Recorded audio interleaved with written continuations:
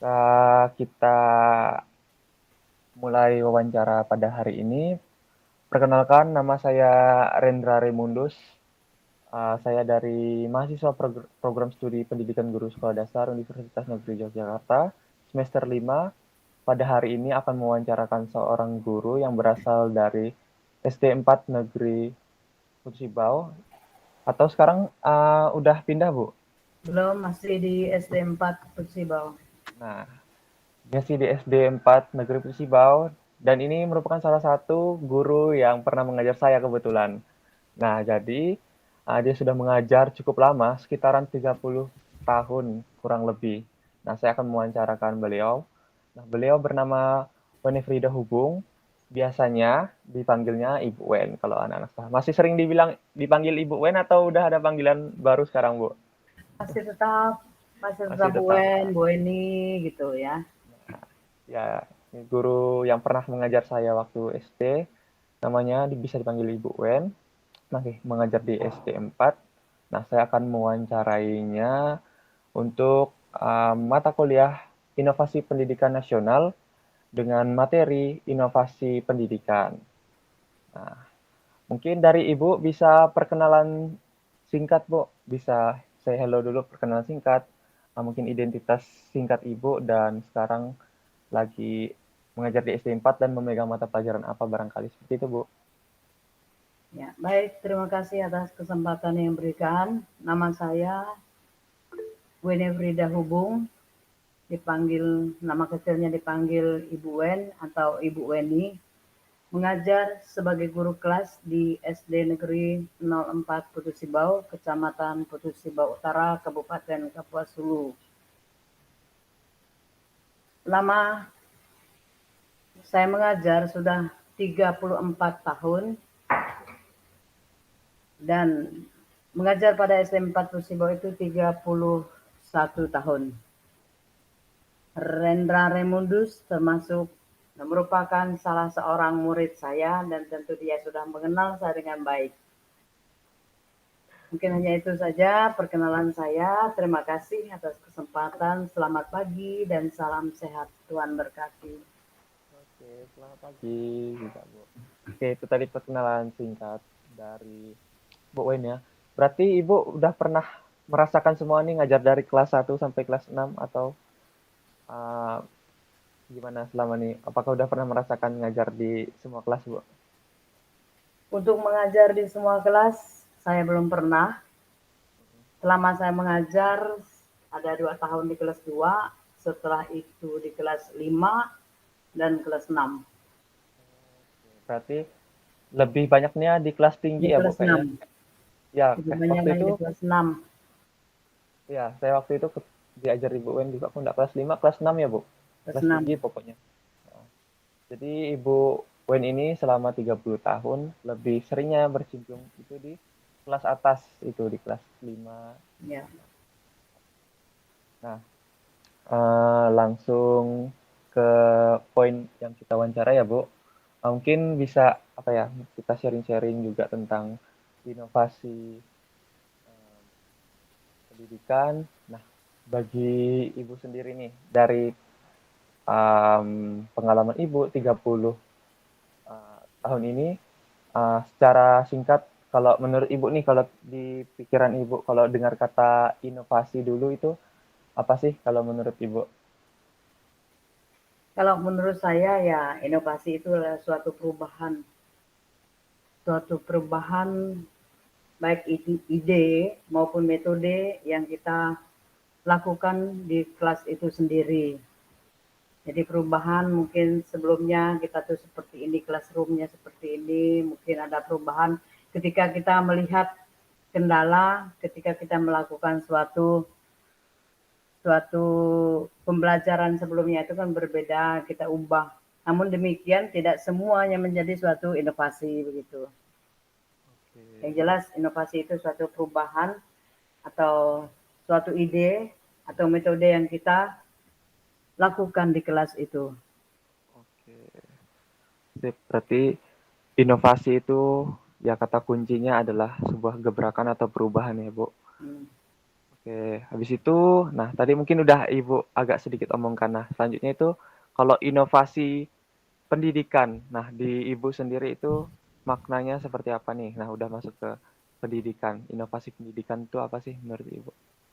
Kalau menurut saya inovasi pendidikan itu, yang tadi kata kuncinya adalah perubahan, itu perubahan diri seorang guru itu sendiri di dalamnya ketika kita mengajar atau ketika saya mengajar, saya tidak melibatkan orang lain, mungkin saya mengajar di suatu kelas itu terlebih kepada matematika.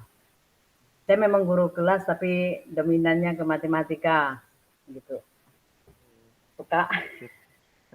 Masih masih Nah, setia ya Bu dengan ya, matematika ya. dari zaman dulu. Hmm. Jadi dia itu merupakan merupakan perubahan dari diri kita setelah kita merefleksi diri kita dalam suatu proses pembelajaran itu kan kita tidak hanya mengajar kan, tidak hanya mengajar, tetapi kita melihat seperti apa sih siswa itu menanggapi atau merespon apa yang kita sampaikan dalam suatu pembelajaran. Nah, melalui itu kita mengadakan refleksi diri dan mengadakan perubahan, mungkin ada metode ya, metode yang kita gunakan atau media yang kita gunakan untuk bagaimana menstimulus atau membangkitkan, merespon semangat anak untuk tetap giat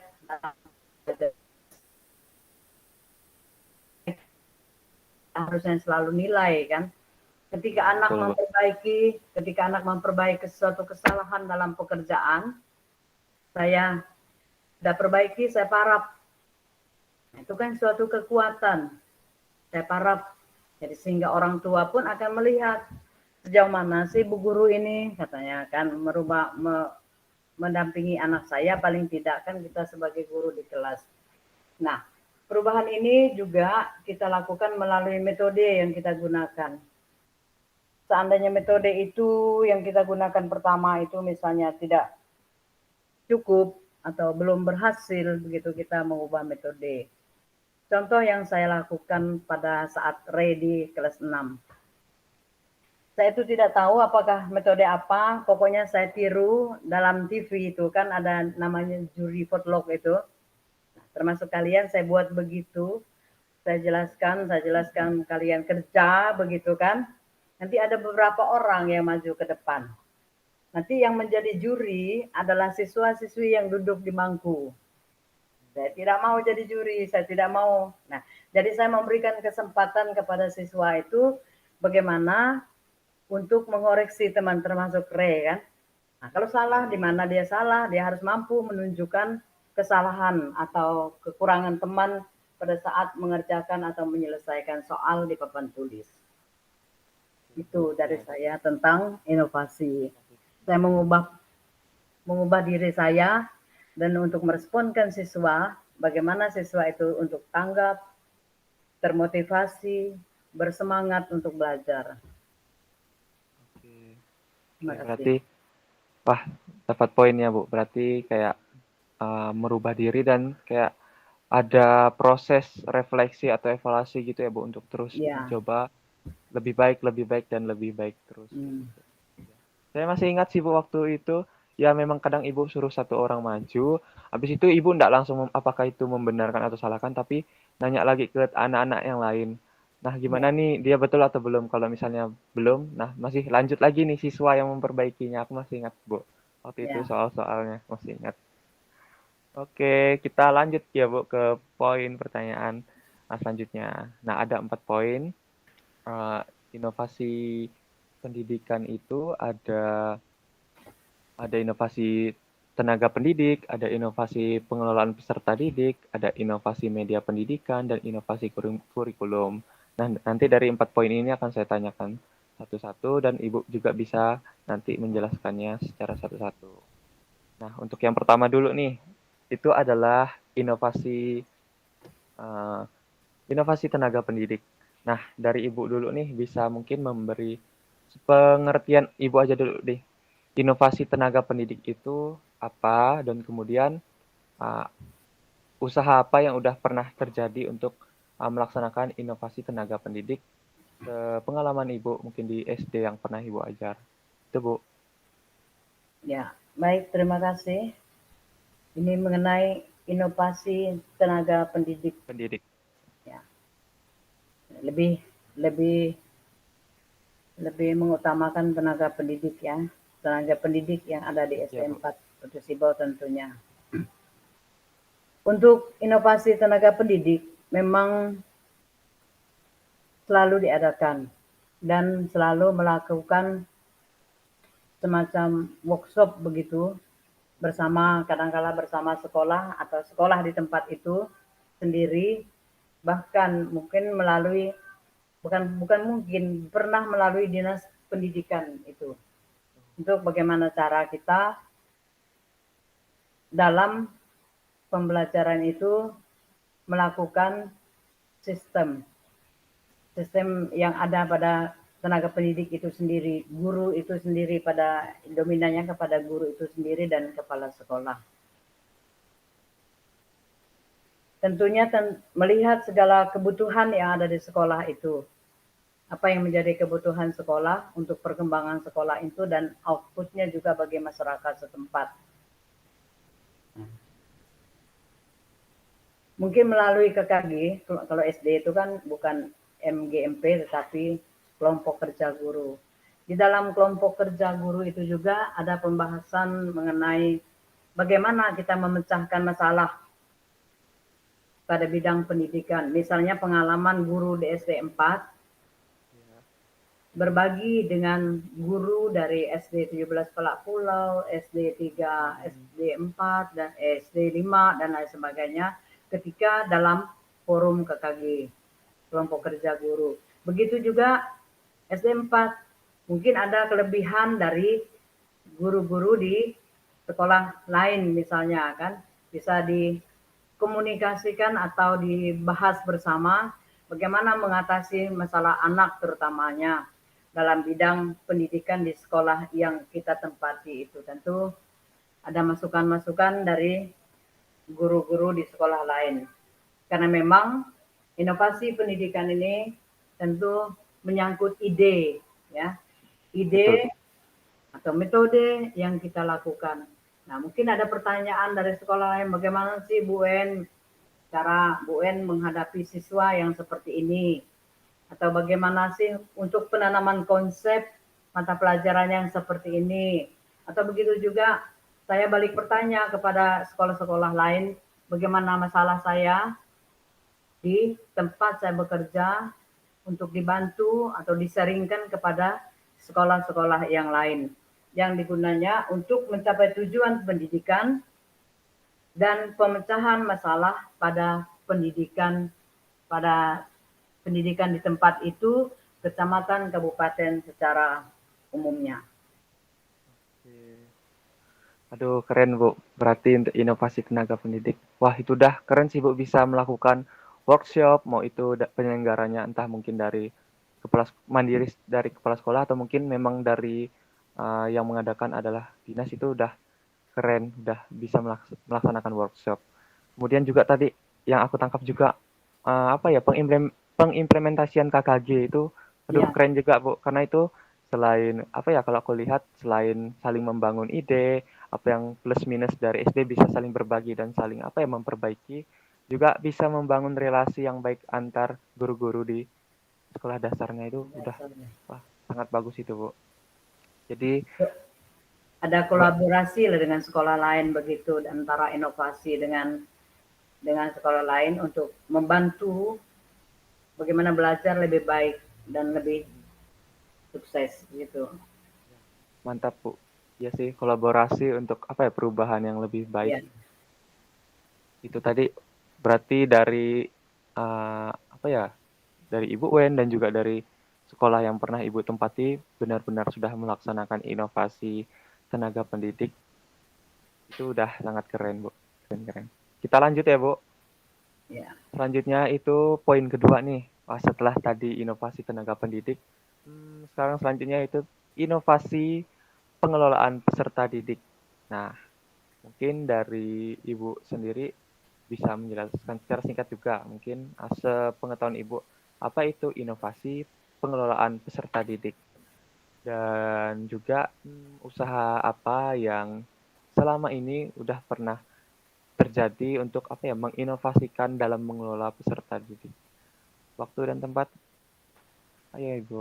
Ya, silakan. Ya, baik, terima kasih. Pengelolaan peserta didik ini tentu bagaimana kita di dalam kelas. Ya. Pengelolaan peserta didik termasuk salah satu substansi pengelolaan pendidikan untuk menduduki posisi yang strategis. Tentu di dalam pengelolaan ini dituntutnya keterampilan guru. Keterampilan guru untuk bagaimana membina, mendampingi peserta didik pada satuan pendidikan untuk berhak mendapat pelayanan pendidikan sesuai bakat, minat, dan kemampuan siswa-siswi masing-masing. Nah, tentu tujuan dari pembinaan atau pengelolaan peserta didik ini diharapkan bisa menumbuhkan semangat belajar siswa. Itu yang pertama. Bisa juga menciptakan suasana pembelajaran yang menyenangkan. Jadi mereka tidak merasa tertekan, tetapi senang apapun hasilnya. Tentunya dari pengelolaan ini dituntutnya administrasi kelas. Nah, mulai dari kita mendampingkan, memberikan semangat kepada siswa itu sendiri. Ya, awal kita masuk, kita memberikan salam, ya, salam pembuka, berdoa, kita berikan semangat, kita tanya kesehatan mereka, dan kita masuk ke dalam pembelajaran itu. Nah, sebelum kita masuk, tentu kita memiliki, kita menanya kehadiran, ya pengelolaannya itu tadi, menanya kehadiran. Ya, betul.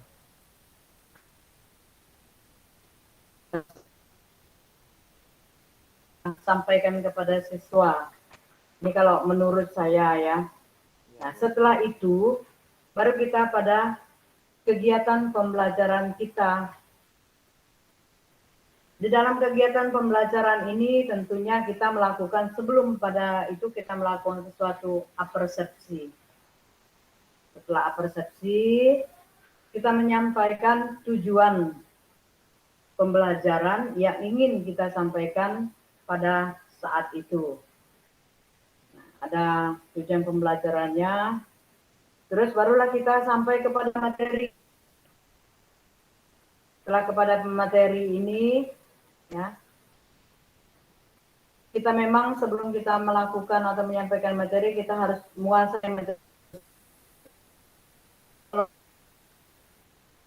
Karena memang pengelolaan peserta didik itu merupakan layanan yang memusatkan pada pengaturan.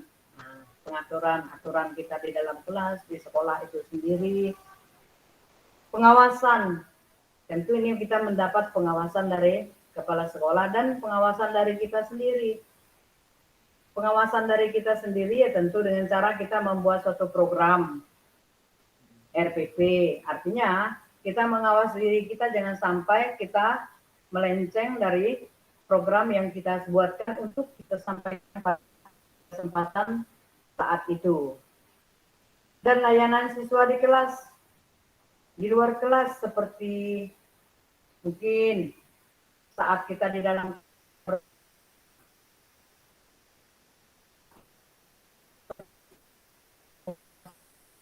nah itu perlu kita tanyakan juga kepada siswa pengelolaan kelas. Tentu lagi penataan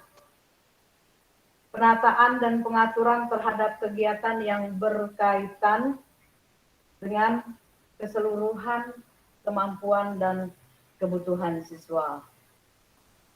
Karena memang kalau kita lihat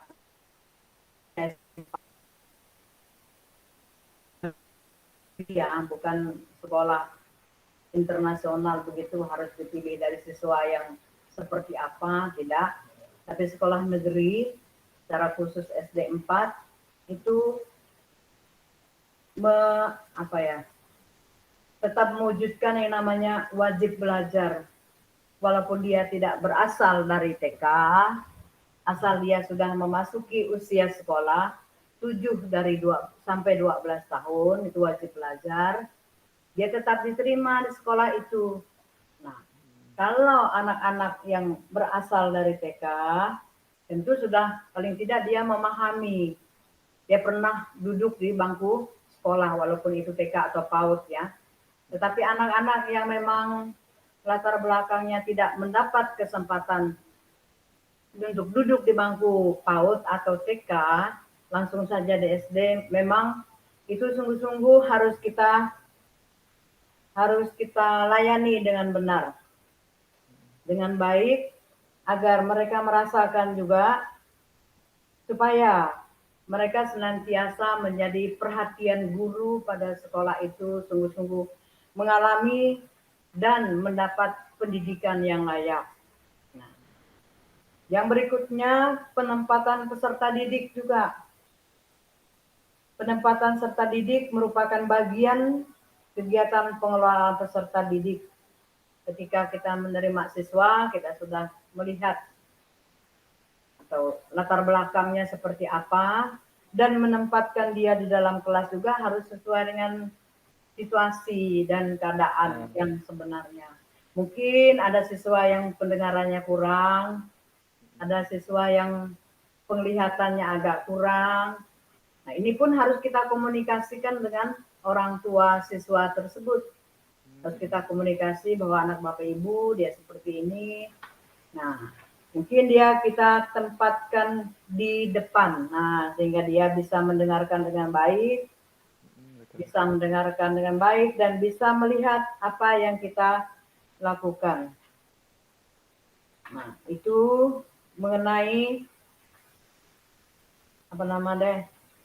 pengelolaan peserta didik. Terus pengembangan kapasitas peserta didik.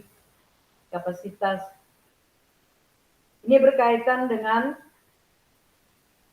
bahwa semua siswa itu memiliki kewajiban untuk mengembangkan potensi atau kemampuan yang ada pada dirinya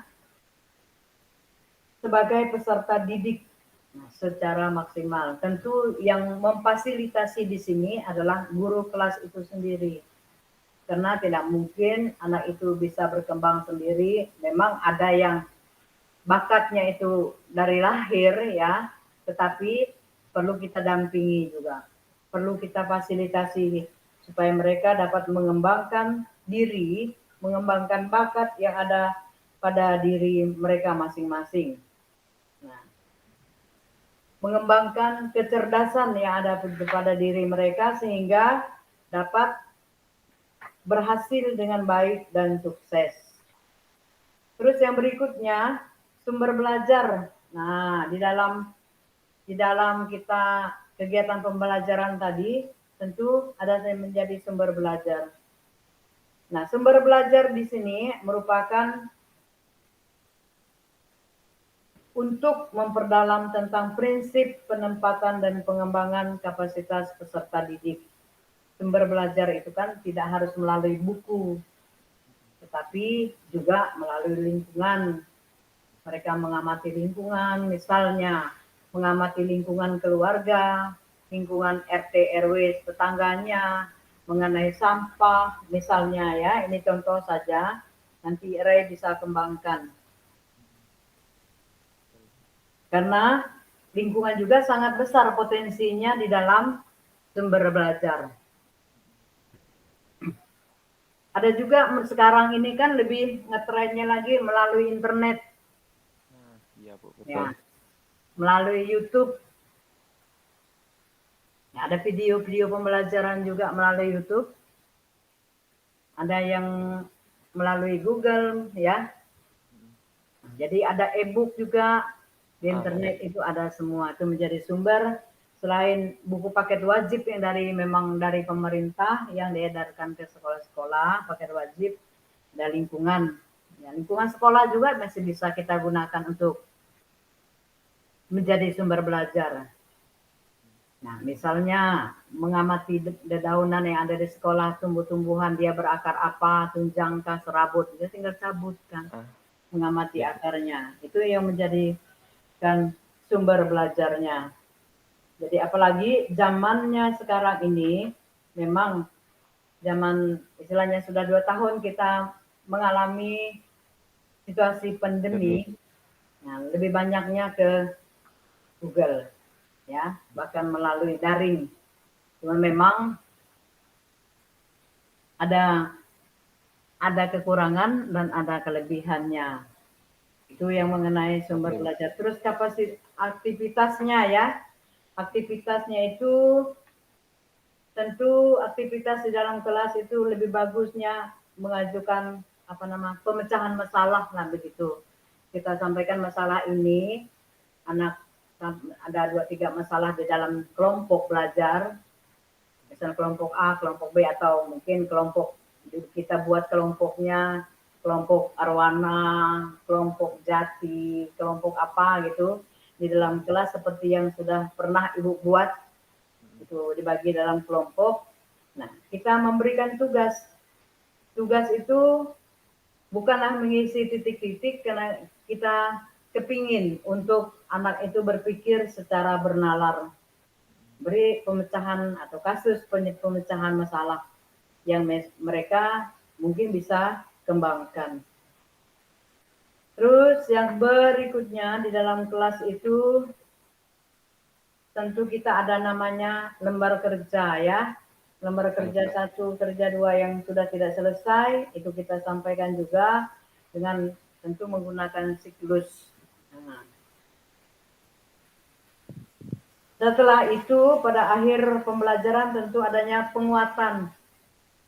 Kita beri penguatan untuk memperkaya pemahaman dan memberi penguatan untuk kompetensi mereka untuk bagaimana mereka itu mampu menambah pengetahuan melalui browsing internet ataupun membaca buku ataupun artikel yang relevan yang menurut mereka bisa jangkau. Memang kalau di Putus Sibo ini, kalau HP Android itu kan suatu kebutuhan, tetapi karena latar belakang orang tua kita tidak bisa memaksa, ada juga yang belum punya.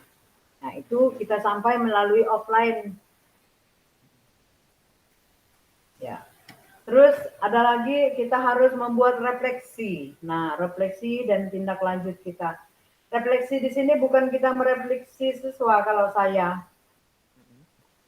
merefleksi diri. Mengapa kalau saya memberi seperti ini kok anaknya mungkin hanya 50% atau 60% dalam berhasil mereka begitu. Tentu saya merefleksi diri saya sejauh mana apa yang bisa saya buat dalam pengelolaan kelas itu. Apakah saya sudah melakukannya dengan baik atau tidak? Nah, itu menjadi suatu refleksi bagi saya. Karena pengelolaan kelas ini, ya pengelolaan peserta didik itu merupakan harus memusatkan pada tujuan khusus.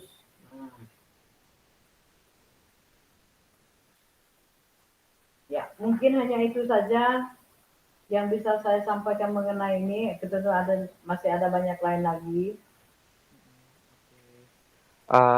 Itu udah sangat menjawab ya, Bu, kalau untuk yang proses siswa sudah sekolah. Nah, mungkin ada inovasi itu sebelum siswa masuk pas penerimaan siswa baru itu, apakah di sekolah Ibu menggunakan sudah pakai sistem uh, sudah apa ya berbasis sistem dan internet seperti itu atau menggunakan sistem seperti apa, Bu? Bisa dijelaskan secara singkat kalau Ya, untuk penerimaannya? untuk penerimaan siswa baru untuk di kelas 4 itu, SD 4 itu masih belum menggunakan sistem internet. Belum maksimal begitu karena memang seperti apa yang saya sampaikan tadi suatu keterbatasan masih memakai offline tapi mereka tetap datang ke sekolah dengan cara diberi batas waktu begitu, karena memang dalam situasi apa deh pandemi begini kan dilarang untuk kita berkerumun. Jadi nanti pengumumannya lewat internet pengumuman siswa, penerimaan siswanya itu lewat internet. Nah, tapi pelaksanaan untuk penerimaan peserta didik baru itu tentu mengalami suatu dinamika karena memang daerah atau daerah yang berbeda yang seperti saya sampaikan tadi. Nah, mungkin untuk tingkat SMP SD ya, kalau untuk tingkat SD 4 memang yang baru ini terjadi pada bulan Juli kemarin masih offline. Harus mengisi formulir, walaupun pengumumannya lewat media media internet, media sosialisasi publik.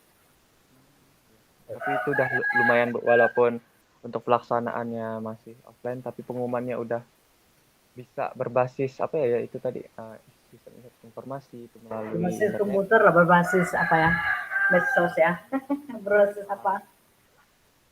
Tapi itu udah bagus sih Bu. Maksudnya siapa tahu nanti ke depannya bisa sampai prosesnya pun bisa udah full online. Nah kita juga lihat ke Ya, depannya. Tapi itu tadi udah bagus sih Bu. Oke, kalau untuk yang apa?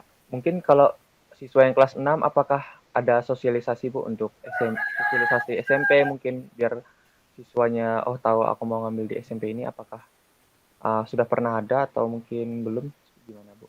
ya.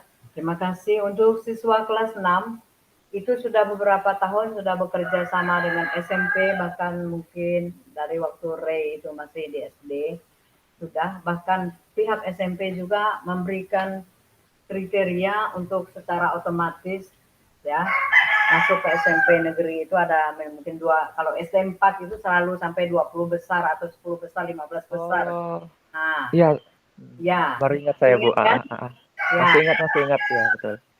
Dibandingkan ke sekolah lain, mungkin kalau sekolah lain 7 besar masuk gratis. 3 besar, 5 besar, tapi untuk SMP 10 sampai 20 besar itu otomatis ke SMP 1. Itu salah satu cara membangun kerjasama dengan sekolah yang lebih lanjut itu SMP. Dan untuk SMP Karya Budi, ini ke SMP negeri yang tadi ya, SMP negeri SMP yang 1, ya masih ingat nah, saya Bu. nah. Terus untuk SMP Karya Budi itu setiap tahun mereka melalui ibu memang, karena memang ibu merupakan dekat dengan persekolahan Karya Budi begitu. Mereka selalu lewat WA menyampaikan pengumuman lewat Ya. tadi itu, lewat WA supaya nanti disampaikan ke pihak sekolah. Bahkan Pak Monsi, nah Pak Monsi Oh Pak sendiri itu di Monsi. sekolah, saya antar ke kelas 6, nanti dia sosialisasi di sana seperti apa SMP Karya Budi itu tentunya ya, seperti apa SMP Karya Budi itu, sehingga mungkin setelah mendengar sosialisasi itu siswi kelas 6 itu mau untuk beranjak masuk ke SMP Karya Budi. Bahkan yang mengadakan sosialisasi itu Pak Munsi itu hanya mendampingi saja sebagai guru pendamping, yang melakukan sosialisasi adalah siswanya sendiri. Ada siswa yang sudah dipilih 3 orang. Oh, oke. Wah, keren Bu. Berarti bahkan untuk setelah siswa menjadi alumni pun masih ada tindakan sekolah yang membantu. Jadi itu juga mungkin bisa kalau siswa yang masih kelas 5 ke bawah sudah tahu info itu dari jauh, mungkin bisa menjadi motivasinya malahan ya Bu. Malahan oh iya kan nanti kalau kelas 6 kalau saya bisa berprestasi, saya bisa masuk kriteria 10 besar itu bisa apa ya, memacu dia untuk oh berarti saya harus sungguh-sungguh belajarnya. Nah, malahan itu bisa jadi sumber energi positif juga untuk siswa kelas 5 ke bawah untuk lebih semangat Ya. belajar. Keren sih, Bu. Oke, kita lanjut ke yang ketiga itu, Bu. Nah, yang ketiga ini mengenai inovasi media pendidikan atau yang lebih lumrahnya mungkin di telinga Media. guru-guru, inovasi media pembelajaran. Nah, untuk Ibu sendiri nih, apa sih itu inovasi media pembelajaran dan inovasi-inovasi apa aja media pembelajaran yang udah terlaksana sekarang. Nah, entah itu yang tradisional dulu mungkin atau mungkin sekarang yang sudah berbasis teknologi. Nah, itu bisa Ibu jelaskan secara singkat apa saja yang sudah pernah Ya, dilaksanakan atau yang sudah terima dilakukan kasih sekarang? kesempatannya.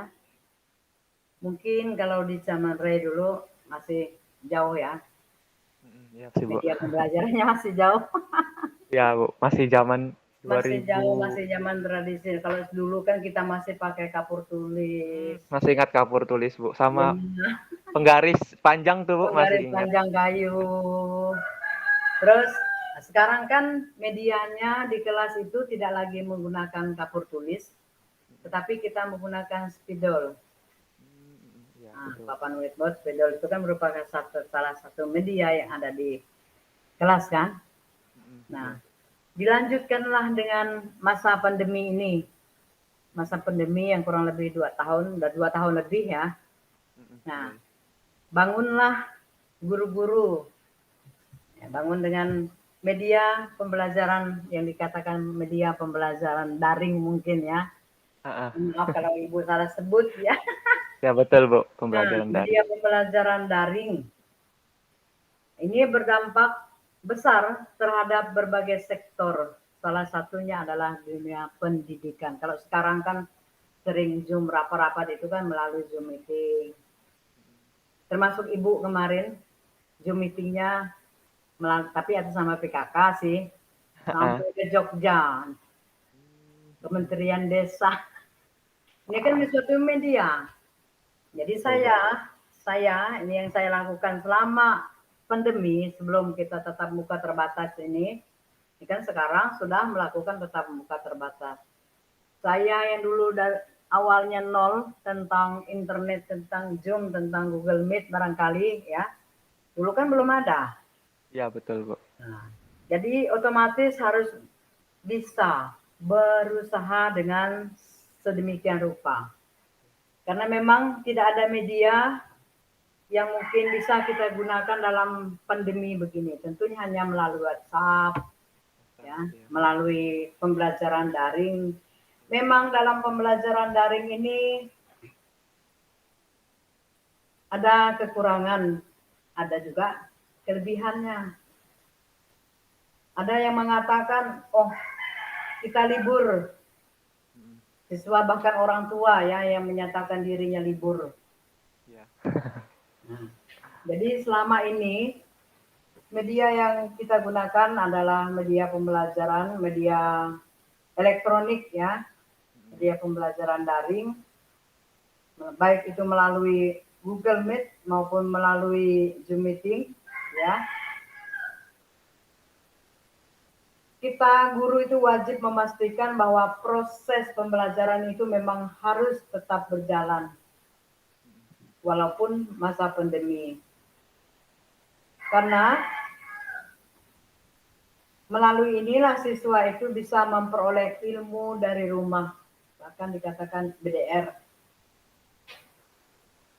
Ya, BDR, belajar dari rumah.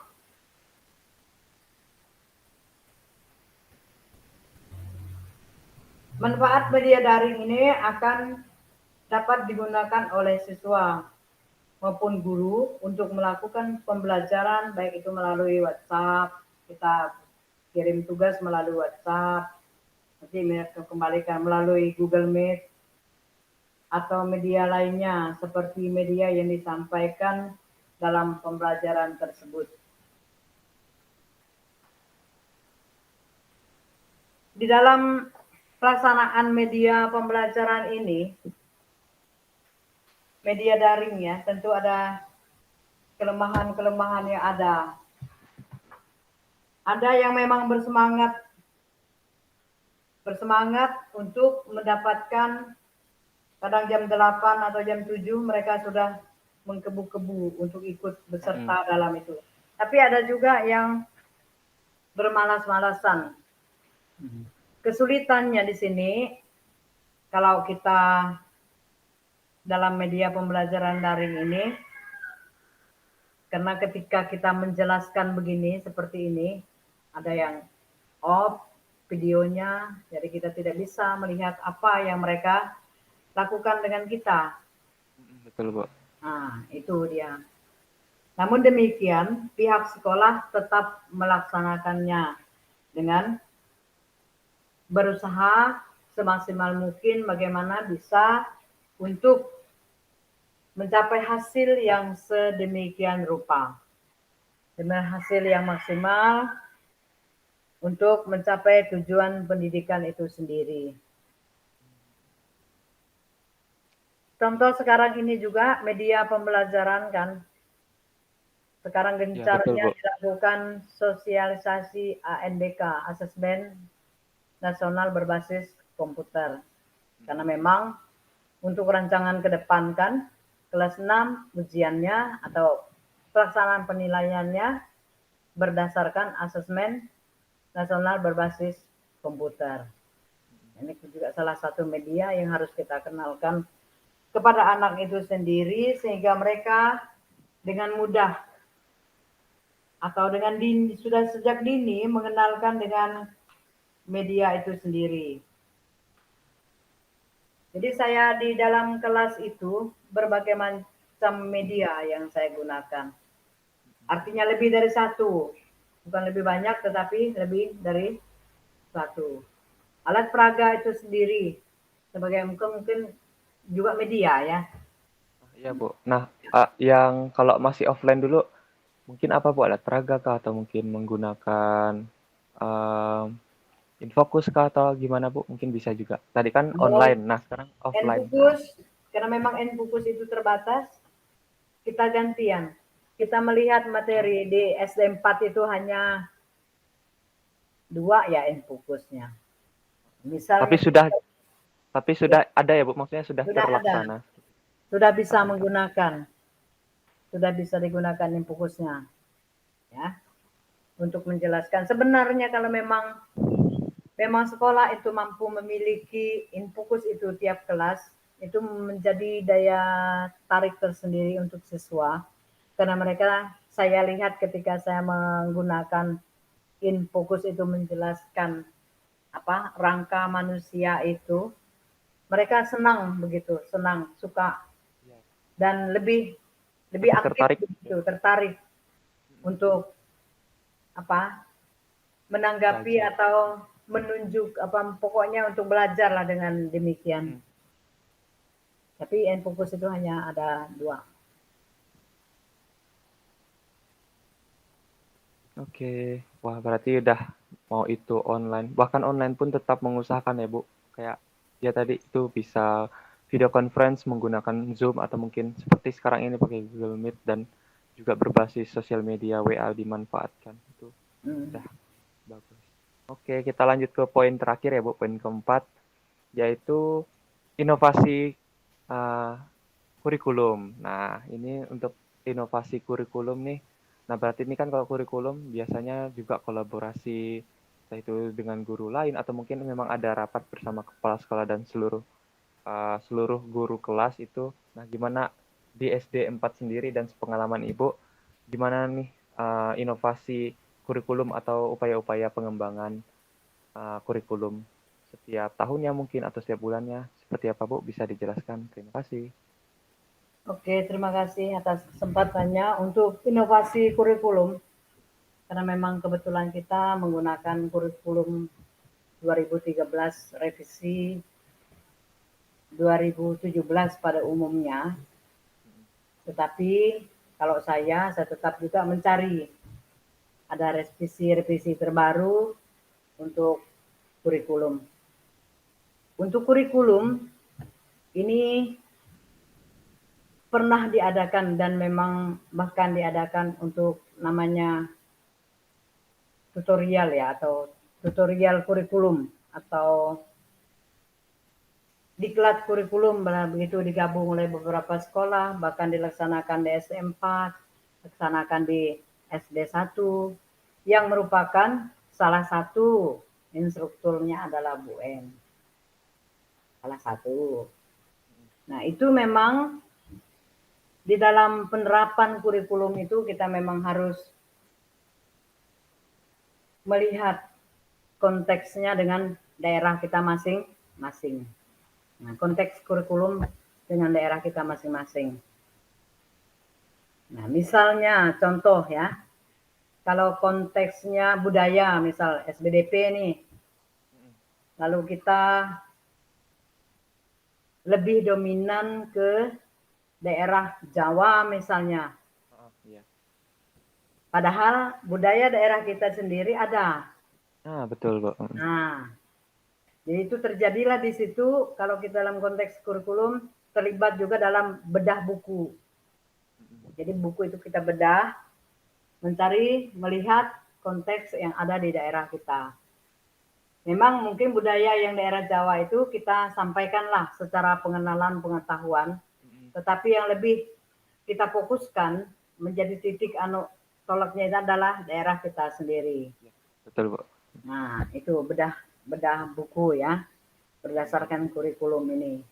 Ada istilahnya bedah buku. Jadi untuk kurikulum itu sering dilakukan semacam apa ya, tutorial lah, penataran kurikulum, begitu pelatihan kurikulum di tingkat KKG juga ada, di tingkat kurikulum dinas pendidikan itu sendiri juga ada, begitu. Jadi itulah inovasi kurikulum tadi yang ketika sebelum kita menggunakan kurikulum ini kita mengadakan bedah buku sesuai dengan kurikulum yang berjalan karena itu kan ada muatan nasionalnya. Nah, di kurikulum itu ada muatan nasional, ada muatan lokalnya, muatan daerahnya. Muatan nasional ini pun kita lakukan bedah karena ada yang mungkin tidak sesuai dengan kurikulum di buku itu. Nah, tentu kita inovasikan, kita adakan perubahan di situ yang sesuai dengan tuntutan kurikulum. Namun dalam pembelajaran di era pandemi ini, untuk tuntutan kurikulum tidak dikejar semaksimal mungkin, tetapi kita membedah kurikulum yang sesuai dengan konteks anak dan anak bisa belajar itu. Ya, mungkin hanya itu. Oke, keren Bu, benar berarti walaupun mungkin sudah ada pedoman mungkin dari pusat, tapi tetap melihat kontekstual yang lebih cocok untuk anak. Ya, kalau ada yang di sekitar lebih lebih bisa dimanfaatkan, ya kenapa tidak, benar ya Bu. Kayak misalnya tentang tentang ya masih tentang seni, misalnya kalau tentang budaya, misalnya Hmm. kalau di dalam buku itu tentang rumah rumah Minang misalnya. Kenapa Hmm. kita tidak pakai contoh rumah Betang yang jelas-jelas juga adalah salah satu kebudayaan yang terdekat dari kita. Nah, itu juga betul sih Ya. dari Ibu. Betul. Tapi ya mungkin Bu, kalau dari sekolah Ibu sendiri mungkin ada semacam evaluasi kurikulum mungkin apakah setiap tahun atau mungkin setiap pertengahan tahun, mungkin pas libur semester ataupun malahan triwulan itu. Kalau dari sekolah Ibu, per apa biasanya Bu? Kalau untuk evaluasi kurikulum ya, itu untuk SD4 tidak melakukan dalam triwulan, dalam semester, tapi itu per tahun. Tidak setiap itu per tahun ya. Berarti tetap ada pasti monitoring ya untuk setiap kurikulum, dan kurikulum juga kan pasti ya sewaktu-waktu mungkin ada perubahan setiap tahunnya. Berarti tetap ada monitoring per Ada, tahunnya ya Bu, evaluasi. ada. Oke. Kalau misalnya ada perubahan semacam mungkin silabus atau mungkin ada RPP itu, kalau dari kepala sekolah mungkin atau mungkin kebijakannya, apakah guru dibebaskan sepenuhnya atau mungkin ada dibuat semacam kelompok untuk mendiskusikan per kelas, atau itu gimana Bu? Kalau misalnya ada perubahan-perubahan dari RPP atau silabus atau hal-hal lainnya, perangkat pembelajaran itu gimana Bu? Kalau untuk perubahan RPP, silabus, itu pihak sekolah memberikan kebebasan kepada guru masing-masing untuk bagaimana mengadakan perubahan itu sesuai dengan tuntutan yang ada.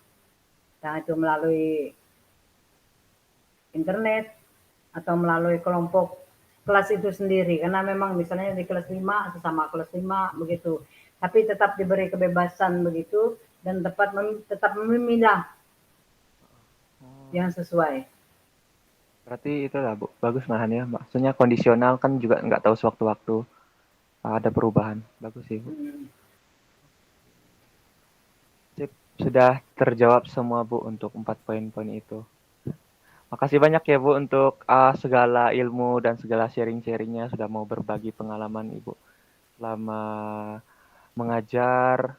Apa ya, semoga nanti yang Ibu apa ya yang Ibu sampaikan ini nanti bakal aku presentasikan ke teman-teman kelasku, kelas-kelas teman-teman kelas 5B PGSD UNY nanti akan aku presentasikan inti-inti sari baik apa dari Ibu energi positif, baik apa dari Ibu nanti ini akan dipresentasikan ke teman-teman kelas, semoga bisa bermanfaat juga lah untuk mereka. Sharing-sharing dengan guru yang sudah mencimplung 30 tahun ini. Pokoknya the best, yang terbaik lah Ibu Wen. Mungkin dari Ibu ada uh, statement closing statement. Dari Ibu mungkin ada kata-kata penutup sebelum nanti aku tutup. Ada kata penutup dari Ibu? Ya, dari Ibu, terima kasih atas segala kepercayaannya. Puji Tuhan karena Ray sudah memberi kepercayaan ini kepada Ibu Wen. Walaupun mungkin dalam keterbatasan yang ada, Bu Wen menjelaskan segala sesuatu ini. Semoga saja Ray nanti sukses dalam pendidikan, terus segala sesuatu yang sudah Ibu berikan, semoga bermanfaat dimanapun Ray mempresentasikannya. Bermanfaat bagi Ray, bagi sesama juga.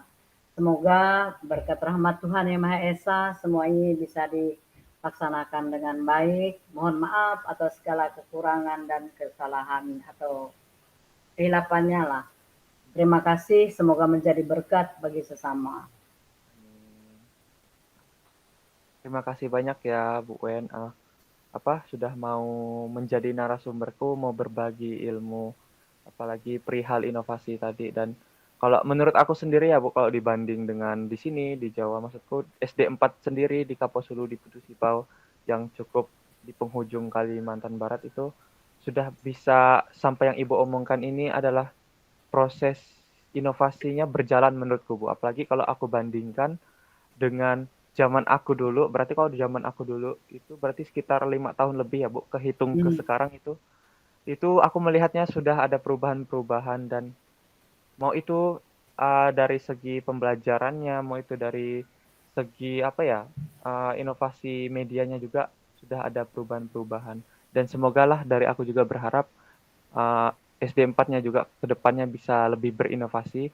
Tidak cuma SD 4 sih, maksudnya juga semua SD-SD di Kapuas Hulu semoga bisa lebih seperti yang Ibu katakan tadi, semoga juga bisa lebih berkolaborasi, membangun pendidikan sekolah dasar yang lebih baik di Kapuas Hulu. Dan juga mungkin harapan aku, ada harapan ini sih, apa? Semoga Ibu bisa sehat-sehat terus dan mungkin semoga kelak kalau misalnya aku sudah selesai kan memang tujuan awal aku kuliah di sini memang mencari ilmu dan bakal nanti akan kembali ke daerah asal karena juga kebetulan memang visi misi beasiswaku kalau sudah selesai kembali ke daerah lagi untuk mengabdi. Nah, harapanku semogalah nanti kalau memang rezekinya akan kembali lagi ke sana, aku berharap mungkin bisa masih sempat untuk apa ya, mendidik bersama ibu nih, bisa mendidik bersama ibu, entah itu di sama sekolah atau mungkin masih satu daerah saja, semoga masih bisa ibu kita masih bisa bincang-bincang lagi karena saya rasa kalau cuma untuk ngomong 1 jam tidak cukup ya Bu. Mungkin kelak bisa mengomong lebih panjang lebar lagi. Amin lah. Semoga ibu selalu diberi kesehatan dan juga orang-orang sekitar ibu juga selalu diberi kesehatan apalagi di masa pandemi ini. Semoga sehat selalu. Semoga juga um, proses pembelajaran ibu ke depannya walaupun lagi pandemi ini bisa selalu lancar dan bisa menyenangkan juga lah untuk ibu walaupun kondisinya tertekan karena pandemi seperti ini. Oke, mungkin itu dari aku dulu untuk Ibu Wen dan untuk teman-teman semua nanti yang akan mendengarkan presentasi ini semoga bisa bermanfaat. Oke, mungkin untuk wawancara hari ini bersama Ibu Wen saya cukupkan. Terima kasih.